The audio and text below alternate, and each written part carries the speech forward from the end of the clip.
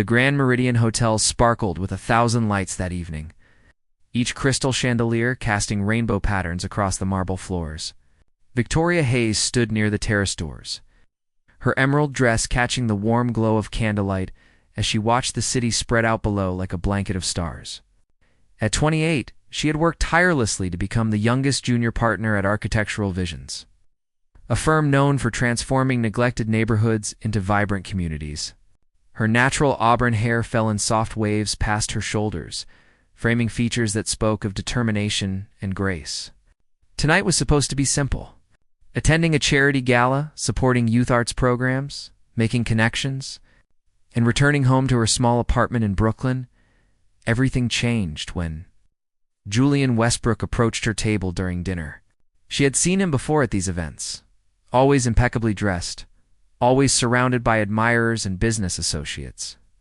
At 35, Julian had built Technova from a garage startup into a billion-dollar empire, yet somehow managed to avoid the arrogance that often accompanied such success. His dark brown hair was touched with distinguished gray at the temples, and his warm hazel eyes held an intelligence that made people feel truly seen. When he asked if the seat beside her was taken, Victoria felt her carefully organized world tilt slightly on its axis. Their conversation flowed like water, finding its natural path. Julian listened with genuine interest as Victoria described her current project, converting an abandoned factory into affordable artist studios in the Bronx. He asked thoughtful questions about structural challenges and community impact, never once mentioning his own achievements until she pressed him. When he finally spoke about Technova's education initiatives, his passion matched her own. The other gala guests faded into background noise as they discovered shared values about using success to create opportunities for others. When dreams collide with reality, as the evening progressed, Victoria found herself on the terrace with Julian, the September night air carrying the scent of late-blooming roses from the rooftop garden. The city hummed below them, millions of lives intersecting in ways both random and destined. Julian stood close enough that she could feel the warmth radiating from him, yet maintained a respectful distance that somehow made her want to close the gap. "Victoria, there's something I need to tell you." Julian's voice carried a vulnerability she hadn't expected from someone so powerful. "These past 3 months since we met at the museum fundraiser, you've been in my thoughts constantly. Your passion for creating beautiful spaces where communities can thrive, your refusal to compromise your values for easier profits. The way you light up when you talk about your work, I've never met anyone like you." Her heart hammered against her ribs as she watched emotions play across his face. She had felt the same pull, the same magnetic connection, every time their paths crossed at various charity events. Late at night, working on design proposals, she would find herself remembering something witty he had said or the way his eyes crinkled when he smiled. But she had carefully labeled these feelings as inappropriate, impractical, impossible. Julian reached into his jacket pocket and withdrew a small velvet box. The motion seemed to happen in slow motion, each second stretching into eternity. "Victoria, I know this might seem sudden, but when you find something extraordinary, waiting feels like wasting precious time. Would you consider becoming my wife and building a life together?" The ring inside was stunning yet understated, a perfect sapphire surrounded by small diamonds that caught the moonlight.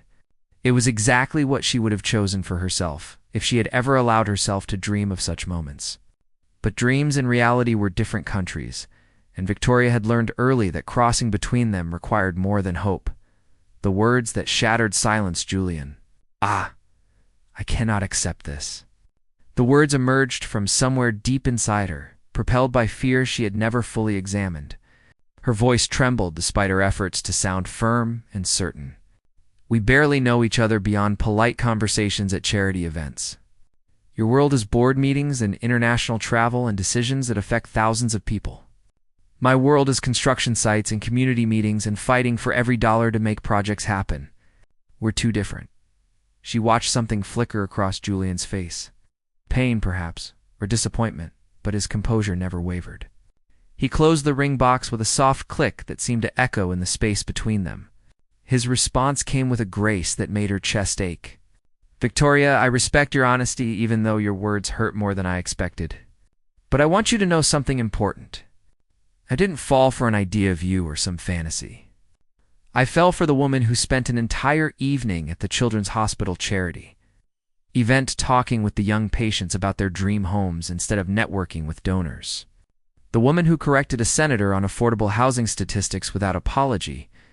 The woman who sees potential in forgotten spaces and forgotten people. He stepped back, creating physical distance to match the emotional canyon opening between them. If you believe our worlds are too different, I won't try to change your mind tonight. But Victoria, sometimes the best things in life are the ones we never planned for. The ones that surprise us by fitting perfectly into spaces we didn't know were empty. Doubts in the darkness. Julian walked away with quiet dignity.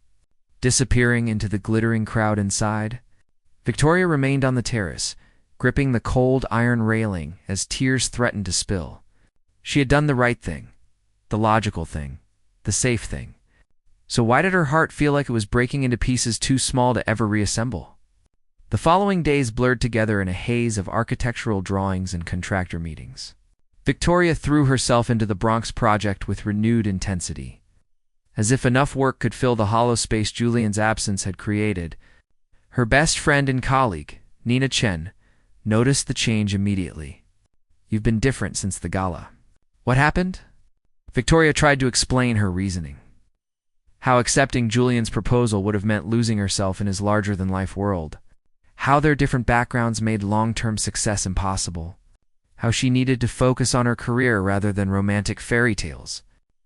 Nina listened quietly, then asked a simple question that haunted Victoria for days afterward. Or are you just afraid that happiness might actually be possible? Late at night, alone in her apartment, surrounded by blueprints and elevation drawings, Victoria would find herself reaching for her phone. Julian's number was still there, a possibility she couldn't quite delete. She would remember the way he looked at her, like she was the most fascinating person in any room, like her dreams mattered as much as his own. She would remember his question hanging in the moonlit air, full of hope and vulnerability. And she would wonder if she had just made the biggest mistake of her life. 3 weeks passed like a slow-moving storm, each day heavy with thoughts Victoria tried desperately to ignore. She buried herself in the Bronx project, meeting with contractors at dawn and reviewing permits until midnight. The abandoned factory was slowly transforming, its broken windows now replaced with energy-efficient glass, its crumbling walls reinforced with steel and hope. Yet every small victory felt incomplete, as though she was celebrating alone in a crowded room on a crisp October morning. Victoria arrived at the construction site to find an unexpected visitor. Julian Westbrook stood near the entrance, dressed not in his usual tailored suit but in jeans and a simple button-down shirt, examining the architectural plans posted on the temporary site office wall. Her breath caught in her throat. What was he doing here? Had he come to demand an explanation or to change her mind? She approached slowly, her work boots crunching on gravel, prepared for confrontation or awkwardness. Good morning, Victoria. Julian turned with a smile that seemed genuinely warm rather than forced. I hope you don't mind the intrusion. I've been following the progress of this project through the community board updates. What you're creating here is remarkable. His tone carried no hint of bitterness or hidden agenda. It's just authentic appreciation that caught her off guard. Thank you, but I'm confused. Why are you here? Victoria kept her voice professional despite the way her heart was racing. The morning sun highlighted the silver threads in Julian's hair, making him look distinguished yet approachable. She noticed details she had tried to forget. The way his eyes reflected genuine interest when he looked at something meaningful.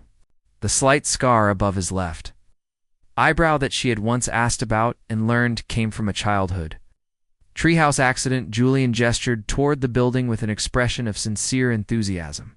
I wanted to see your vision coming to life. The community center director mentioned they're still looking for technology partners to provide computer labs and digital design tools for the artist studios. Technova would like to contribute if you'll allow it. This isn't about us, Victoria. This is about supporting work that matters. Breaking down walls of Victoria felt her carefully constructed defenses waver. She had expected many things from Julian, but not this quiet support that asked for nothing in return. Over the following weeks, Julian became a regular presence at the site, not as a wealthy benefactor seeking recognition, but as someone genuinely invested in the community's transformation. He showed up in casual clothes, talking with construction workers about their families, asking young artists about their dreams, listening to neighborhood elders share stories about what the factory had meant decades ago when it provided jobs and hope.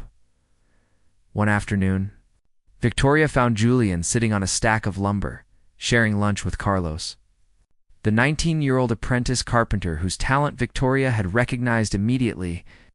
Julian was asking about Carlos's design ideas, treating the young man's thoughts with the same respect he would give a seasoned architect. Something shifted in Victoria's chest as she watched. This was not a performance for her benefit. Julian genuinely cared about the people whose lives intersected with this project. Later that evening, as the construction crew packed up their tools, Julian approached Victoria with 2 cups of coffee from the corner shop she frequented. He remembered she took hers, black with 1 sugar, a small detail that felt impossibly significant. They sat together on the building's front steps, watching the neighborhood come alive with families, returning from work and children playing in the park across the street. "You're different here than at those charity galas." Victoria spoke quietly, wrapping her hands around the warm cup. "At those events, you always seemed so polished and distant. But here, you're just yourself." Julian's laugh was soft and self-aware. "Those events require a version of me that knows how to navigate social expectations and business opportunities. But that's not who I am when nobody's keeping score. I grew up in neighborhoods like this one, Victoria. My mother cleaned offices at night while my father worked construction during the day. They taught me that success means nothing if you forget where you came from or who helped you rise." Victoria felt something crack in the wall she had built around her heart. She had assumed Julian's wealth created an insurmountable distance between them. His privileged life had always been comfortable and easy. The vulnerability in his voice revealed layers she had never considered, complexities that made him more real and somehow more dangerous to her resolve. Moments of connection as October gave way to November. Their interactions developed a rhythm both comfortable and charged with unspoken possibilities. Julian would arrive at the site with questions about architectural choices, and their discussions would stretch for hours, covering everything from sustainable design to childhood dreams. He told her about building his first computer at age 12, driven by determination to create something meaningful. She shared memories of designing imaginary cities in her grandmother's backyard, using sticks and stones to map out streets where everyone would have beautiful homes. One rainy afternoon, when construction halted due to weather, Julian suggested they visit the Museum of Modern Art, where a new exhibition on urban renewal had opened. Victoria hesitated, remembering the last time they had been together at a formal event. But something in his expression made her agree. They spent 3 hours wandering through exhibits, debating the merits of different architectural philosophies, arguing playfully about whether form should follow function, or if beauty had intrinsic value beyond utility. In front of a massive photograph showing transformed Detroit neighborhood, Julian spoke without looking at her. "I want you to know I haven't been coming to the construction site to change your mind about us. I've been coming because being near you makes me happy, even if it's just as friends or colleagues. Your presence makes the world feel more vibrant and full of possibility." Victoria turned to face him, seeing vulnerability in his eyes that matched the ache in her own chest. "Julian, I'm scared." The admission burst out before she could stop it. "I'm scared that if I let myself care about you the way I want to, I'll lose the parts of myself I've worked so hard to build. I've seen women disappear into their partner's shadows, their own dreams becoming footnotes in someone else's story." Julian reached out slowly, giving her time to pull away, and gently took her hand. His touch sent warmth through her entire body. Victoria, loving someone shouldn't mean losing yourself. It should mean having someone who celebrates your dreams as fiercely as their own. "I don't want you to become part of my world. I want us to create something new together, a world where both our dreams have space to grow." The fear that binds despite Julian's words and the growing connection between them. Victoria continued to resist. She made excuses when he invited her to dinner, kept conversations strictly professional when they became too personal, and reminded herself constantly of all the reasons their relationship was impractical. Nina watched these struggles with frustration and concern. "You're punishing yourself for wanting something beautiful. Nina confronted Victoria one evening as they reviewed final design approvals. Julian isn't asking you to give up your career or your identity. He's asking you to share your life with someone who clearly adores you. What are you really afraid of? Victoria stared at the architectural drawings spread across her desk, seeing not just lines and measurements, but the story of her entire adult life. Every achievement had come through fierce independence and unwavering focus. Letting someone in, truly in, felt like opening a door she might never be able to close again. What if he changes? What if the reality of my world, the long hours and modest resources and constant struggles, becomes too mundane for someone used to luxury and ease? But even as she spoke these fears aloud, Victoria knew they were shields protecting a deeper truth. She was falling in love with Julian Westbrook, had perhaps been falling since that first conversation at the museum fundraiser, months ago. Love felt like standing at the edge of a cliff, exhilarating and terrifying in equal measure. The question wasn't whether to jump, but whether she had the courage to trust that Julian would be there to catch her, or better yet, to fly beside her. As November's chill settled over the city, the Bronx project neared completion. The grand opening was scheduled for the first week of December, a celebration of transformation and community resilience. Victoria threw herself into final preparations, coordinating with artists, confirming technology installations, and ensuring every detail reflected the vision she had fought so hard to realize. Through it all, Julian remained present but patient, supporting without pressuring, caring without demanding. The night before the opening, Victoria stood alone in the completed building, marveling at what had been created. Sunlight streamed through the new windows, illuminating spaces that would soon fill with creativity and hope. Her phone buzzed with a message from Julian. "Whatever happens between us, thank you for letting me be part of something this meaningful. You've reminded me why success matters, not for what it gives us, but for what it allows us to give others." Victoria read the message 3 times, tears blurring her vision. She had spent weeks building walls to protect herself from vulnerability, but Julian had quietly dismantled them brick by brick through simple acts of genuine care.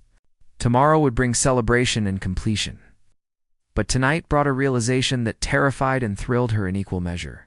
She was in love with Julian Westbrook, and no amount of logic or fear could change that truth. The only question remaining was whether she had the courage to act on it. The morning of the grand opening arrived with unexpected chaos. Victoria reached the construction site at dawn to find water pooling across the main gallery floor. A pipe had burst during the night, threatening to ruin the art installation scheduled to arrive in just 3 hours. Her hands shook as she called the emergency plumber, then the community center director, then Nina. The opening was supposed to happen at noon, with over 200 people expected, including city council members, local families, and the artists who would soon call this place home. This cannot be happening. Victoria knelt beside the water, her carefully planned schedule dissolving like the puddles spreading across the polished concrete. 5 months of work, countless late nights, every ounce of her determination had led to this moment. And now nature had decided to test her resolve one final time. She pressed her palms against her eyes, fighting the urge to break down completely. Her phone rang. Julian's name appeared on the screen, and despite everything, seeing it made her heart lift slightly. "Victoria, I just heard about the pipe from Carlos. He texted me asking if I knew any emergency contractors. I'm 10 minutes away with a crew from Technova's facilities team. We've dealt with worse floods than this." Hold on, true to his word, Julian arrived with 6 people carrying industrial pumps, placement pipes, and restoration equipment. He had changed from whatever he had been wearing into work clothes, his expensive watch replaced with a simple sports band. Without waiting for permission or praise, he directed his team with the efficiency of someone who understood both crisis management and the value of time. Victoria watched him work alongside the crew, not directing from a safe distance, but actually helping move equipment and assess damage. When the plumber arrived and confirmed the main line needed immediate replacement, Julian was already on the phone coordinating with suppliers. At one point, he looked up and caught her staring. His smile was quick and reassuring, as if to say everything would be fine, as if he had never doubted it for a moment. working side by side for the next 2 hours. Victoria and Julian worked together with a synchronicity that felt both natural and profound. She coordinated art installation delays while he managed water extraction. She directed the cleaning crew while he supervised pipe replacement. They communicated in shorthand, anticipating each other's needs, solving problems as a unified team rather than separate individuals. Nina arrived with coffee and breakfast sandwiches. Taking one look at Victoria and Julian, working together and smiling knowingly, by 10:30, the water was gone, the pipe was replaced, and industrial fans were drying the floors. The first art pieces arrived, and volunteers began setting up chairs for the opening ceremony. What had seemed like disaster 2 hours earlier now felt like a challenge successfully overcome. Victoria stood in the center of the main gallery, exhausted and exhilarated. Watching everything come together through sheer determination and unexpected help, Julian approached. His shirt damp with sweat, a smudge of dirt on his cheek that somehow made him look more handsome rather than less. "You saved this." Victoria's voice cracked with emotion she no longer tried to hide. "I don't know what would have happened if you hadn't shown up with your team." He shook his head gently. "You would have figured it out, because that's who you are. I just helped speed up the inevitable. Besides, there's nowhere else I would rather be than here, helping you achieve something this important." His eyes held hers with an intensity that made her forget about the volunteers working around them, the artists starting to arrive. The opening ceremony just 90 minutes away. "Julian, I need to tell you something." Victoria took a breath, feeling like she was standing at the edge of that cliff again, but this time ready to jump. "These past weeks, watching you show up day after day, seeing how you care about this community, not because it benefits you, but because it matters. Learning about where you came from and who you really are beneath all the success and wealth. I've been fighting against my feelings because I was scared, but I realize now that I was wrong." The moment everything changes before she could continue. The community center director rushed over with a crisis about the sound system. Then an artist needed help hanging a particularly heavy sculpture. Then city council members arrived early, wanting a preview tour. The moment slipped away, swallowed by the demands of an event that had consumed months of Victoria's life. She caught Julian's eye across the room during the tour, seeing understanding and perhaps disappointment that their conversation had been interrupted. The opening ceremony began at noon, under clear November skies. The neighborhood gathered, filling the gallery and spilling onto the sidewalk outside. Children ran between art installations while their parents explored studios that would soon host classes in painting, sculpture, and digital design. Local officials gave speeches about urban renewal and community investment. Artists shared tearful testimonials about having professional spaces to create and teach. Victoria stood at the podium, looking out at faces representing hope and possibility, and felt overwhelmed by gratitude. This building was once a symbol of what we lost when manufacturing left our neighborhoods. Today, it represents what we can create when we refuse to accept that forgotten spaces must stay forgotten. Victoria's voice carried across the crowd. "But I cannot take credit for this transformation alone. This project succeeded because an entire community believed in it, because volunteers gave their time, because artists shared their vision, because supporters like Julian Westbrook and Technova invested, not just money, but genuine care into making this dream real." She found Julian in the crowd, standing near the back with Carlos and some of the construction workers. His expression was proud but humble, celebrating her moment without seeking spotlight for himself. Something crystallized in Victoria's chest, a clarity that cut through every remaining doubt and fear. This man had shown up for her repeatedly, not with grand gestures demanding gratitude, but with quiet support that expected nothing in return. He had proven through actions rather than words that love didn't mean losing yourself, but finding someone who helped you become more fully who you were meant to be. Under the stars, the celebration continued into evening. Food trucks lined the street while a local band played jazz standards. Families danced on the sidewalk while artists gave impromptu tours of their new studios. Victoria moved through the crowd, accepting congratulations and answering questions. But her attention kept drifting to Julian. He was talking with elderly residents who remembered the factory in its glory days. listening to their stories with genuine interest, making them feel valued and heard. As twilight deepened into night, Victoria finally found a moment of quiet. She slipped outside to the building's roof deck, space she had designed for outdoor exhibitions and community gatherings. The city spread out below, lights twinkling like earthbound stars. She heard footsteps behind her and knew without turning that Julian had followed. He stood beside her at the railing, close enough that their shoulders almost touched. That was a beautiful speech. Your passion for this project, for this community, it's inspiring. He spoke quietly, as if afraid to disturb the peaceful moment. I meant what I texted last night. Thank you for letting me be part of something this meaningful. Victoria turned to face him fully, her heart pounding with a mixture of fear and certainty. Julian, earlier today I was trying to tell you something before we got interrupted. These past weeks have changed me. Watching you show up not as a wealthy benefactor, but as someone who genuinely cares. Seeing how you treat people, regardless of their status or what they can offer you, learning about your values and dreams. I was wrong to reject you. Julian's expression shifted from surprise to cautious hope. His voice emerged barely above a whisper. What are you saying?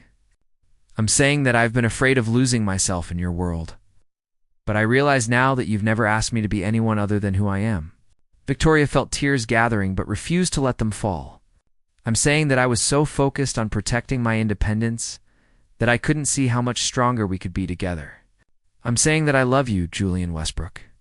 And I'm sorry it took me so long to be brave enough to admit it. The space between them disappeared as Julian pulled her close, his arms wrapping around her with a tenderness that took her breath away. Victoria, I have loved you from that first conversation at the museum when you challenged every assumption I made about community development. I have loved you through every moment you pushed me away because I understood your fear, and I will love you for as long as you'll let me. Not by asking you to change, but by celebrating exactly who you are. A new beginning. Their kiss happened naturally, inevitably, like two rivers finally meeting after long journeys from different mountains. Julian's lips were soft and warm against hers, tasting of coffee and promise. Victoria felt herself melting into him, all her carefully maintained defenses finally surrendering to the truth she had fought for so long. Above them, stars emerged in the darkening sky, witnessing a moment that would change everything when they finally pulled apart. Both breathless and smiling, Julian reached into his pocket. He withdrew the same velvet box he had offered weeks ago on the terrace, but this time his hands shook slightly. Victoria Hayes, will you marry me? Not because our worlds should merge, but because together we can create something neither of us could build alone. Victoria looked at the ring, and at Julian's face, illuminated by moonlight and city glow. She thought about the journey that had brought them to this moment. The fears she had overcome, the walls she had dismantled brick by brick. She thought about the way he had supported her dreams without trying to control them.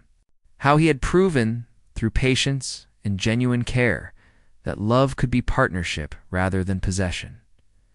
Yes, the word emerged strong and clear, carrying no hesitation or doubt. Yes, I will marry you. Julian slipped the ring onto her finger, sapphire catching starlight and reflecting it back in brilliant flashes. They kissed again, longer and deeper, sealing a promise that had been building since that first meeting. Below them, the celebration continued, music and laughter rising into the night air. But on the roof deck, Victoria and Julian existed in their own world, one built on trust and understanding and the courage to choose love over fear. Later, as they rejoined the party hand in hand, Nina caught sight of the ring and let out a delighted shriek that drew everyone's attention. Congratulations erupted from the crowd, along with hugs and well wishes. Carlos gave Julian an approving nod, while the elderly residents who had shared factory stories earlier beamed with grandmotherly approval. The celebration transformed into something even more joyful, a community gathering that now included an engagement. As midnight approached and the crowd began to thin, Victoria and Julian stood together in the gallery, surrounded by art and possibility. She leaned against him, feeling his steady heartbeat beneath her ear, and marveled at how much had changed in just one day. A crisis that could have been devastating had instead become the catalyst for admitting truths she had been hiding. A moment of vulnerability had opened doors to connection deeper than anything she had imagined possible. "Julian, what happens now?" Victoria asked. Not with anxiety, but with genuine curiosity about the future they would build together. He kissed the top of her head, his voice warm with contentment and anticipation. "Now we figure it out together. Your projects and my work, your dreams and mine, all of it woven into something new. We'll make mistakes and have disagreements and face challenges, but we'll do it as partners. That's the beautiful part, Victoria. We don't have to have all the answers tonight. We just have to keep choosing each other day after day." Victoria smiled against his chest, feeling peace settle over her like a warm blanket. For so long she had believed that strength meant standing alone, that independence required isolation. But Julian had taught her that true strength came from allowing someone to stand beside you. That real independence meant choosing partnership, freely rather than running from it out of fear. The night ended with promises and possibilities, with a community celebrating transformation, and a couple beginning their own journey of building something beautiful together. As Victoria locked the gallery door for the final time that evening, she looked back at the space that represented months of dedication and vision. Tomorrow, artists would fill these studios with creativity. Tomorrow, children would attend classes and discover talents they never knew existed. Tomorrow, a neighborhood would continue its renaissance. But tonight belonged to love, to courage, to the understanding that sometimes the best things in life are the ones that terrify us most. The ones that require us to be vulnerable and brave and willing to trust that falling might actually feel like flying. Victoria took Julian's hand as they walked into the November night, ready for whatever adventures awaited. Confident that together they could face anything, build anything, become anything they dared to dream.